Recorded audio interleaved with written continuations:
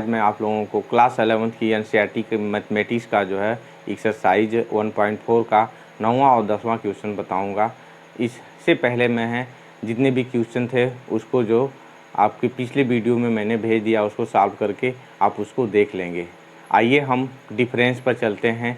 Two sets का difference, उसकी definitions पहले हम जान लेते हैं, उसके कॉन्सेप्ट को हम लोग समझ लेते हैं, तब जो है हम 9वां क्वेश्चन लगाते हैं। हमने आपको बताया था, क्या बताया था कि ए डिफरेंस बी का मतलब क्या होता है। ए डिफरेंस बी सर तो X such that X belonging to A and X does not belonging to B. बात नहीं समझ में आई, ठीक है ना। डिफिनीशन हमने आपको उसमें बहुत डिटेल में बताया था, यानी कि कोई सा एक ऐसे एलिमेंट बी के जितने भी कॉमन एलिमेंट होंगे, बी के सभी एलिमेंट्स को हम क्या करेंगे, ए में से गायब कर देंगे। सभी एलिमेंट्स को अगर ए में से निकाल देंगे तो अब जितना भी ए के एलिमेंट बचेंगे वही सेट क्या होता है, ए डिफरेंस बी बुलाता है। अगर इसको हम वेन डायग्राम से दिखाना चाहें तो वेन डायग्राम से भी इसको दिखा सकते हैं। यह आपका ए हो गया और यह जो है आपका बी हो गया। तो जितने अब बचे हुए हैं, यह क्या है, जितने बचे हुए एलिमेंट्स होंगे जो कॉमन होंगे उनको हम क्या करेंगे, बाहर कर देंगे। ए के जितने भी कॉमन होंगे बी में उसको बाहर कर देंगे। जो ए के रिमेनिंग बचेंगे वही क्या होगा आपका, वह ए माइनस बी होगा। बात समझ में आ गई। यानी कि ए में देखेंगे कि बी के कितने एलिमेंट कॉमन है, उन सभी एलिमेंट्स को बाहर निकाल देंगे। अब ए के जितने भी एलिमेंट बचेंगे उस एलिमेंट का सेट जो होगा वह क्या होगा, ए डिफरेंस बी बुलाएगा। तो यहाँ देखिए हम शुरुआत करते हैं ए माइनस बी से। यहाँ आप इजीली देख सकते हैं ए माइनस बी, तो ए माइनस बी, बस बी के सभी एलिमेंट को ढूंढिए कि बी के कौन कौन हैं। बी का यहाँ 4 है, इसमें 4 नहीं है, जाने दीजिए। यहाँ क्या है, 8 है, इसमें भी 8 नहीं है, उसको जाने दीजिए।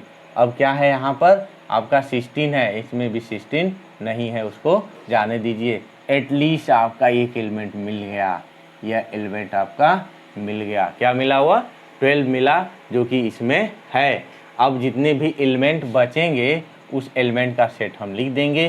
क्या क्या बच रहा है यहाँ पर, 3 बच रहा है, 6 बच रहा है, 9 बच रहा है, 15 बच रहा है और 18 बच रहा है और 21 बच रहा है। यह क्या हो गया आपका, ए डिफरेंस बी, यानी कि यह दोनों समुच्चयों का अंतर हो गया। क्लियर हो गया। अब आप आगे ये दूसरा देखते हैं।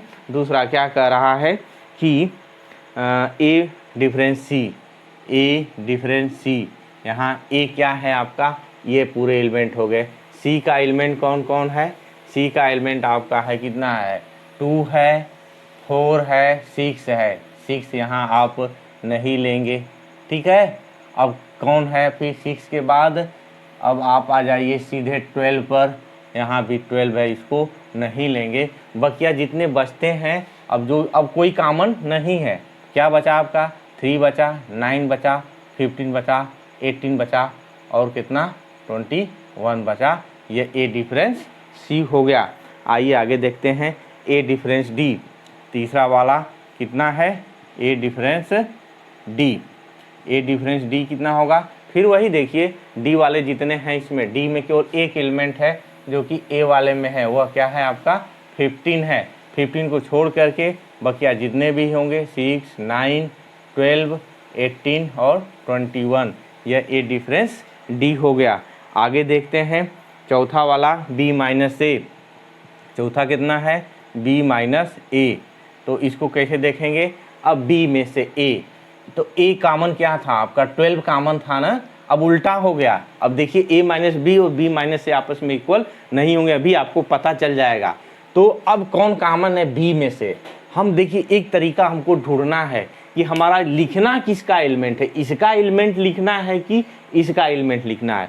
तो जो पहला वाला होगा, सब में देखने से यही समझ में आया, जो पहला वाला है कॉमन को छोड़ करके बकिया सारे एलिमेंट पहले वाले का लिखा जाएगा। कॉन्सेप्ट आपको समझ में आया। इसका मतलब कि ए में जितने भी एलिमेंट होंगे बी के जो कॉमन होंगे उनको गायब कर देंगे और ए के जितने बचेंगे उसको लिख देंगे। अब यहाँ बात पलट गई ना कि बी डिफरेंस ए है, तो बी में ए का कौन सा कॉमन है, 12 कॉमन हो गया। तो अब बच कितना रहा है आपका, 4 बच रहा है, 8 बच रहा है, 16 बच रहा है और 20 बच रहा है। यह क्या हो गया, b माइनस ए हो गया। अब देख रहे हैं कोई कॉमन है या कोई आपस में इक्वल है? बिल्कुल कोई आपस में इक्वल नहीं। a minus A difference b not equal to b difference a।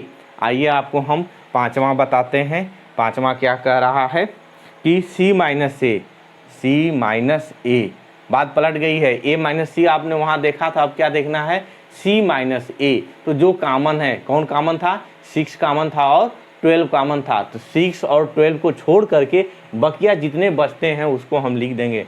2 होगा, 4 होगा, 8 होगा, 10 होगा, 14 होगा और 16 हो जाएगा। यह c माइनस यह हो गया। आप आइए छठवां देखिए। छठवां क्वेश्चन में क्या कह रहा है, d माइनस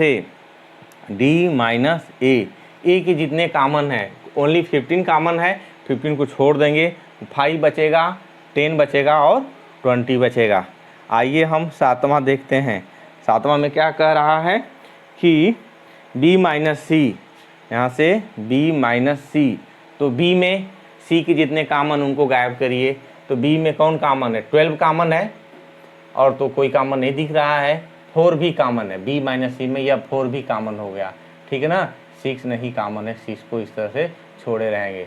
तो b माइनस सी, तो 4 कॉमन हो गया और 12 कॉमन हो गया, बचा क्या, 8 16 और 20, यह b माइनस सी हो गया।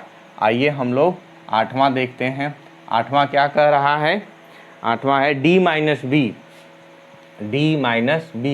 तो b में और d में देखते हैं कि कौन कॉमन है, d माइनस बी।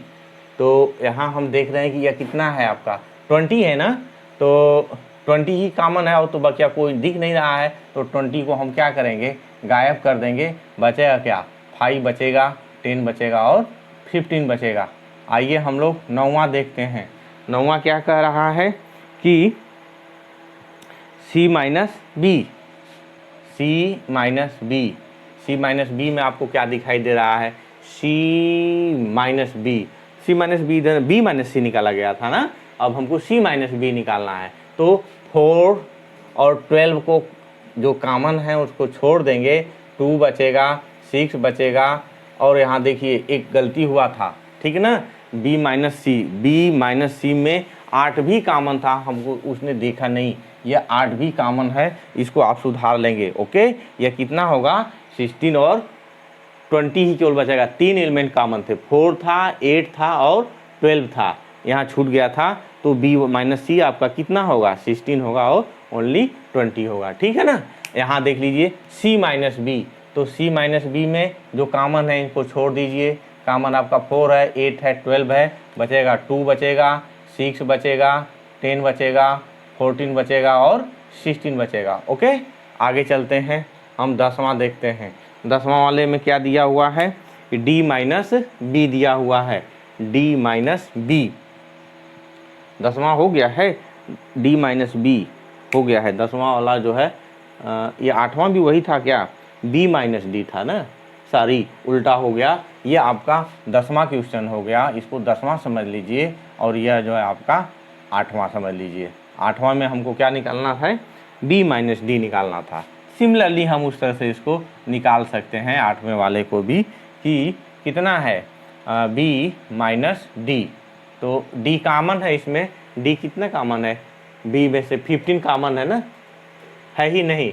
कौन कॉमन है इसमें, 20 कॉमन है। जो बच रहा है क्या बचेगा, 4 बचेगा, 8 बचेगा, 16 बचेगा और 12 बचेगा। बकिया सब जो है 20 कॉमन है, उसको गायब कर देंगे, जो बचेगा उसको लिख देंगे।